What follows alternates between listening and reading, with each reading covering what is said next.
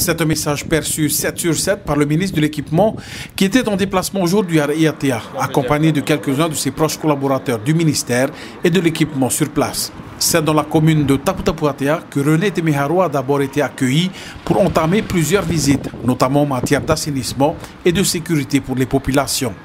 En fait, c'était pour voir un peu nos réalisations, car nous avons budgétisé donc pas mal d'opérations et auprès des maires, nous allons voir notamment les réalisations, que ce soit en études ou dans la démarche de l'exécution de ces travaux, ou éventuellement de nouveaux travaux, comme on a pu voir ici avec un aménagement futur à réaliser ou à Avera. Enfin, c'est la situation qu'on connaît à travers l'ensemble des communes.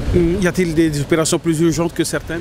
On tente notamment, là, tout est urgent, mais il est vrai que nous mettons en place un calendrier, donc à savoir l'urgence et aussi la sécurisation. Je pense que ça fait partie des urgences.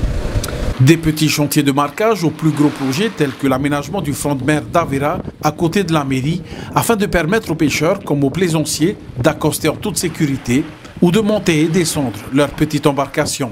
Plan à la main, plusieurs chantiers devaient passer au peigne fin, qu'ils soient en cours d'exécution ou encore au stade d'étude.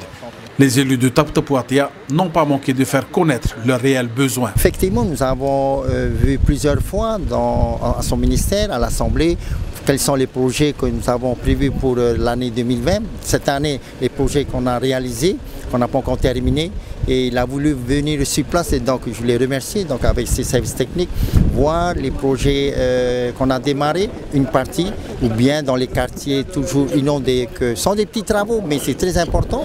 La saison des pluies approche, donc il faut faire assainir tous ces quartiers-là. Il y a des travaux urgents alors? Exactement, des travaux urgents pour pouvoir terminer ces quartiers-là. Après, les gros travaux donc, sur le projet de la marina, enfin, je ne dis pas marina, donc un genre de DAS, pour les gens du quartier, l'aménagement, ça c'est un gros dossier.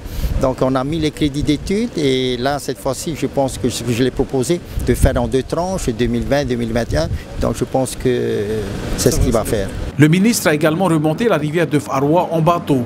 Une petite promenade d'une vingtaine de minutes, l'occasion selon Jason Ropigna, responsable des études de projet, de solliciter le pays sur la nécessité d'entretenir le fond de la rivière. Le but justement de la remontée de la rivière ce matin, c'est pour voir s'il y a un moyen de trouver un partenariat avec l'équipement, justement pour l'entretien du fond de rivière.